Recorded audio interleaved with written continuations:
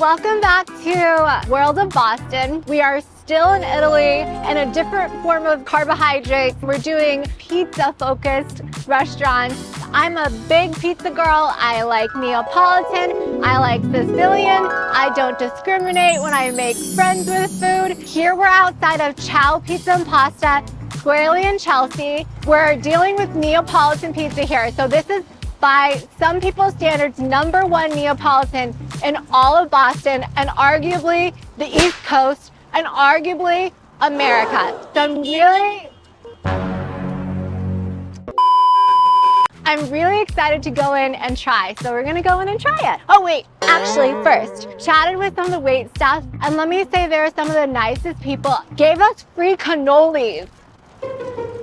Fresh cannolis, handmade, super exciting. So I can't wait to try their pizza. Let's go in.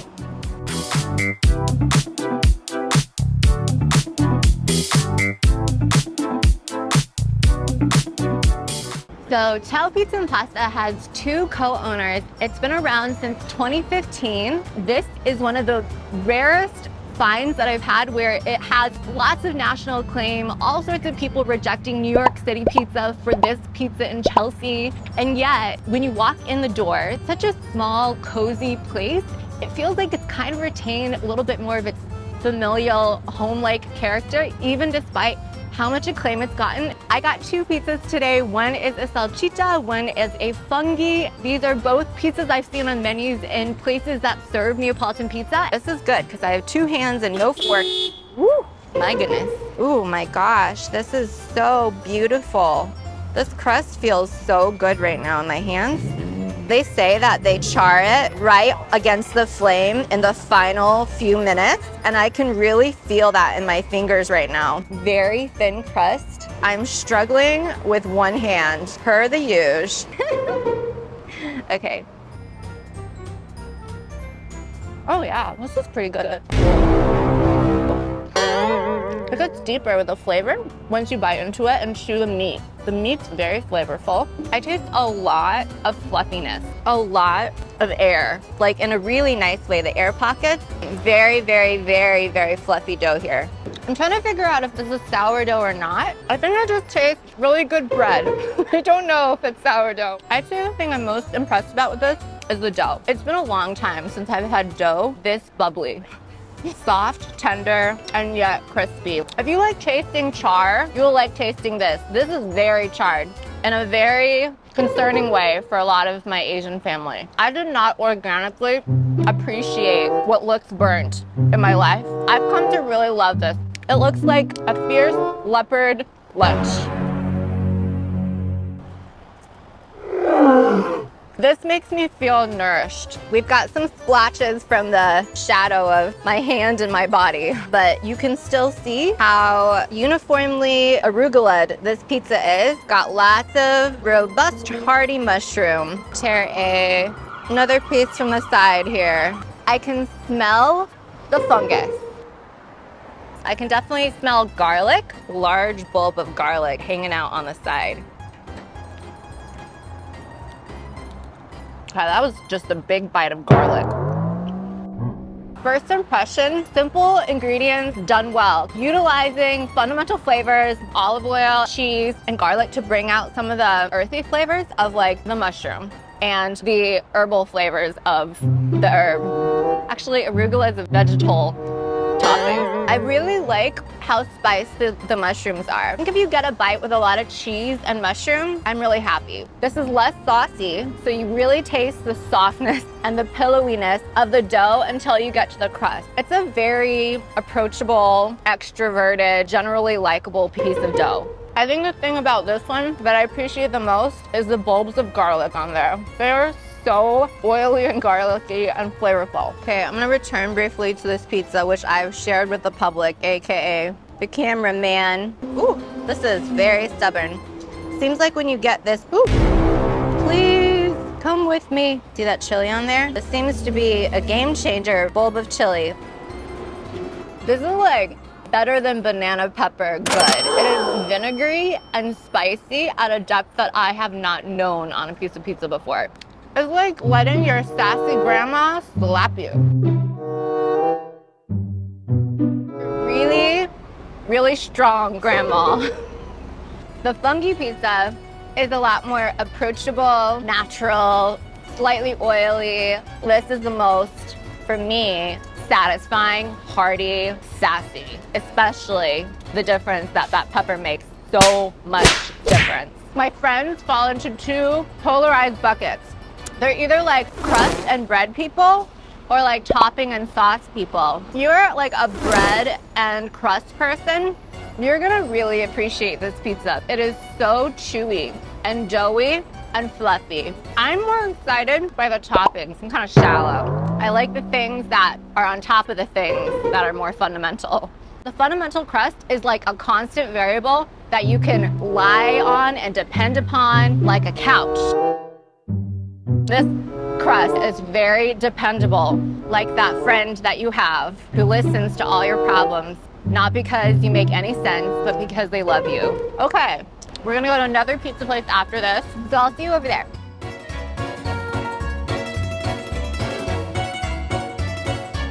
We're outside of our second restaurant, LaPosta. Also, if you're wondering why I'm wearing a dress at this time of year, I am also wondering. It is the end of October as of time of filming, and it is 79 degrees according to my phone. This place is an ideal fusion in every sense of the term. You get the traditional foundation of Neapolitan style pizza, one of our favorites. So we're gonna go inside and try. Let's go.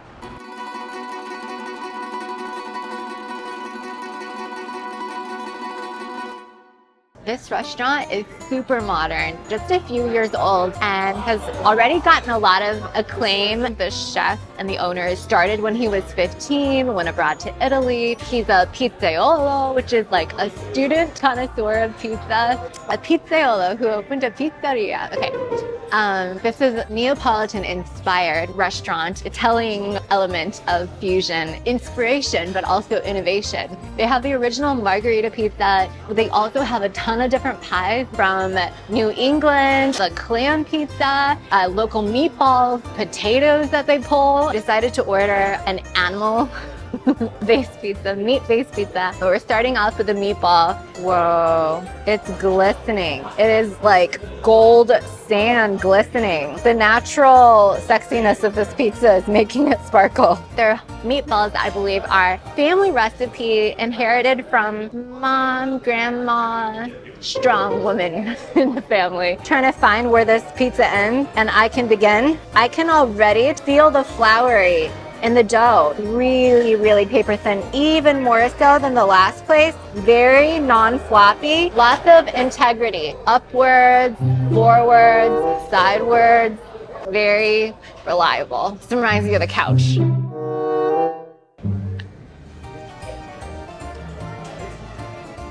Wow, this is really fresh tasting. I taste the air pockets. It's like the best version of edible cardboard. Like, it is like the most toasty chip flake. This looks really good. And roasted tomato. I'm gonna eat this piece of meat by itself. That tastes so fresh. I think I said this in my last pizza video. If I'm gonna have a pizza that tastes as thin as a slice of paper, then I need it to like taste like this. There's a ton of olive oil just drizzled on this dough that make it glisten. This is the magic sauce of the gold glitter. It's like a plate of dough. It's like a plate that I can eat. Cheers, this is so good, man. I was talking about how Mario, the chef and the founder, perfected the dough recipe, and now I'm experiencing the perfection. It's very perfection. This is the Bianca pizza. It has fig, arugula, a thinly sliced cured meat on here. It's probably cloaked by all of the vegetation on here right now. This is the lightest slice of pizza I have ever held. And there's like half a pound of arugula on here, but it's still so easy to hold. Oh my gosh, it is so freaking thin. I'm really excited about that fresh fig. It's like caramelized a little bit with the char. It's just flaking off my hand, in my mouth. I taste a little bit of this. This is almost like a bacony charred meat. Tastes like a pork or something like that.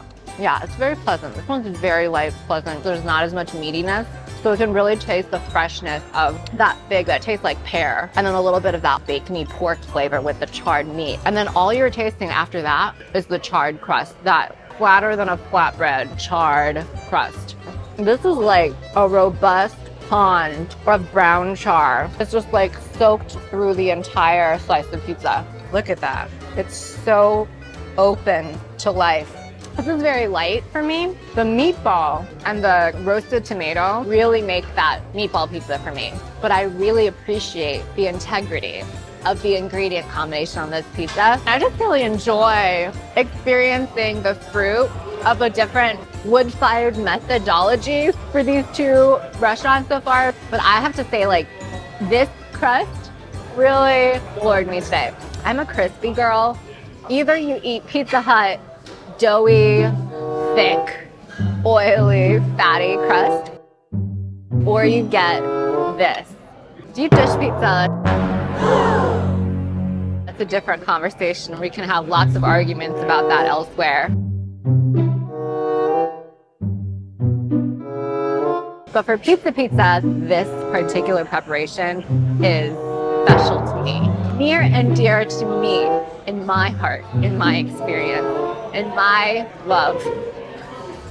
And I really enjoyed it. So yeah, I highly recommend this place as well.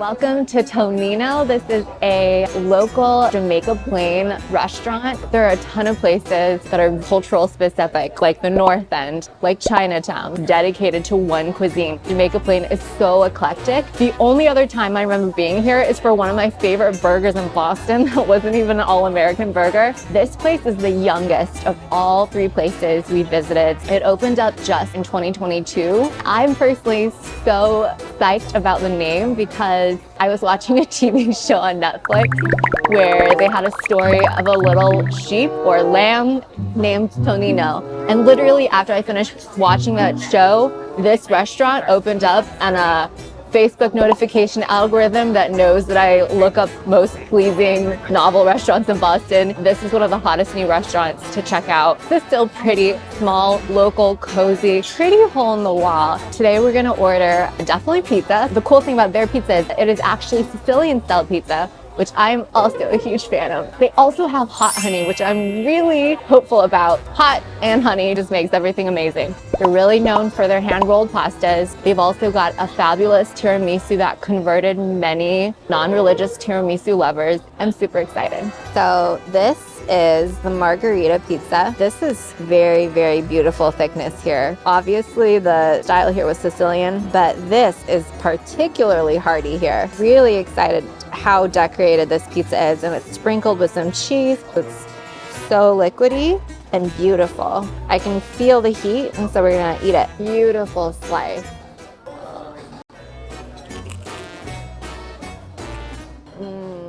Wow, that's really good. The piece of paper we ate on our first two pizza slices was an extraordinary piece of paper. Like, it was an amazing thinness, but I grew up with Pizza Hut, where it was like a breadstick level of thickness across the entire slice of pizza. And this is just so much better. Fluffy, crispy, elevated.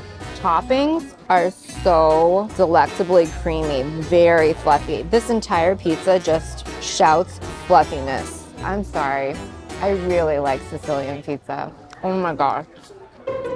Cheese just melts in your mouth, so well topped, not lacking in any flavor. This fresh tomato sauce just comes oozing and goozing out of this pizza. It does not make it overly moist, it just makes it better. This crust is phenomenal. Look at this, beautiful. This is exactly what you want to see. This is the kind of margherita pizza that makes me feel things and immediately become that little bit more emotional. The restaurant, they say that carbs is their love language and vegetables are their friend. And while it hurts my heart just that little bit that they are friend-zoning veggies, they also speak my love language, and there's a lot of carb right here. I ordered a pasta dish after this. They said that the pasta dish would change my life, but this pizza is already changing my life.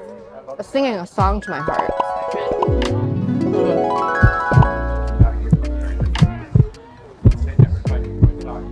I'm in love with this. It's so good. This looks amazing. I've never seen pepperoni pizza come organically with basil leaves, but I'm really not sad about it. It's two very large pepperonis. Look at how hefty those pepperonis are. This looks amazing. This looks like the margarita, but with extra meat. Yeah, that pepperoni kicked in at the very end. It's really smoky.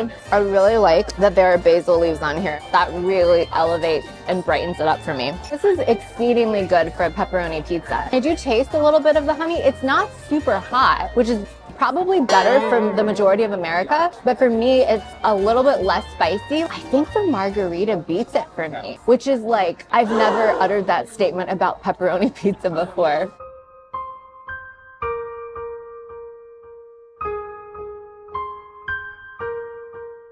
Yeah, I think I appreciate how lush these pizzas are. I can taste the freshness of all the ingredients, and when they come together, there's a little bit more magic that happens inside of my soul. I'm not a crust lady, I'm not a crust girl, not a crust woman, but when I get a really satisfying, slightly oiled crust, it makes me so happy. Point blank, just amazing. It's so good, it's so good. This is deceptively cute.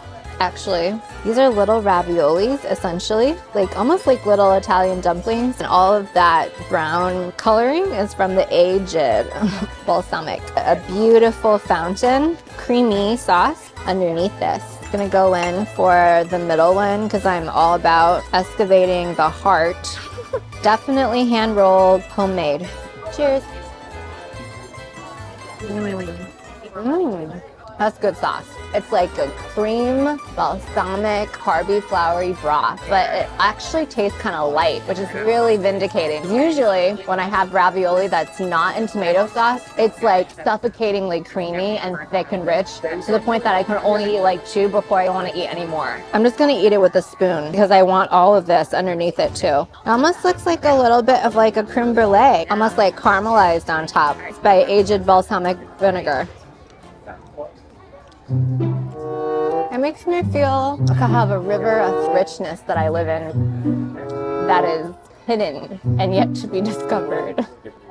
I think this is life-changing. When you eat it with a spoon, don't eat it with a fork. Get all that creamy sauce underneath in the bite, and you're not going to regret that. I think the pizza, though, that pizza was like the star game-changing, world-shifting, life-changing thing that I ate today. So I highly recommend the pizza because this is a pizza video. And then after that, I'd go for some of this pasta. Tiramisu is, I was going to say it arrived hot and fresh, but it is very much chilled and fresh. He said that actually they shave 65% chocolate. So all of this stuff on top is shaved chocolate here. And they also top it with a little bit of salt cubes. Sweet and salty dance going on here. Very appetizing. We're gonna go in with our dessert spoon. Oh my gosh, I'm feeling the marshmallowy pillowness of this. It's like almost like a pudding, and it lifts because there's a little bit of that shaved chocolate residual that's kind of falling like leaves in the fall, but it's still so light, not dense at all. One of the lightest tiramisus I've ever felt. Okay, this is like tiramisu pudding.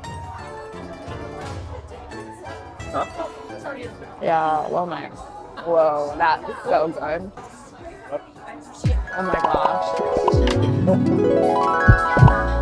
Oh, I think the texture hit me first because I had to sink my teeth into the cream part. But once it like registered and processed in my mouth and my taste buds, I think my life got changed a second time. I mean, this was really good. Perfect texture. Everything this restaurant does is like expertly creamy and almost cheesy in how creamy it is. Completely like slide off the spoon. Beautiful consistency. I'm so glad they put it in a bowl because there's more of it when you put it in a bowl. So good. I don't remember the last time I felt like I had a spiritual experience eating tiramisu. It's just, oh my gosh, like, oh. I never thought I would be a baker because I would never get fat off of sweet things.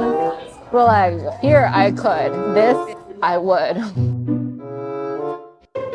So I really like this place. Everything I've had here has pretty much exceeded my expectations. This is my second experience here, and I have to say, It makes me kind of want to move to Jamaica Plain. The charm, the local flair, the diversity of cuisines, all the dishes here, again, like I said, fluff, cream, cheese, it's their specialty. Absolutely mouth-watering, but not overwhelming texture, especially that margarita pizza. You will ascend into the heights of heaven if you come here and have that. And also, I think of these 3 restaurants, a sweet spot for me. So, all right, guys, hard not to mention, last 2 restaurants, I was in a summer dress. Final restaurant, I'm in a sweater dress. This is just the climate change environment we live in. To conclude this vlog, part 2 of Italy, I am floored by having a deep dive into very eclectic, differently located, pizza-focused restaurants and or Italian restaurants that highlight their pizza selection. As I very not shyly mentioned, I am privy and biased to Sicilian style pizza. This is by far the most impressive Sicilian style pizza I've had, not just in Boston, but I believe in the Northeast, where I've lived for the past 7+ years, and maybe just like a decade. If you are open to non-wood-fired Neapolitan pizza, and you're open to the prospect of being blown away by pizza you never know you could spiritually engage with, if you like hole in the walls but slightly upscale, this will be your jam. I loved the atmosphere of Ciao Pizza and Pasta. I think their staff is top tier, like 99 percentile in terms of friendliness, approachability, willingness to step aside and like let you try things. And their pizza,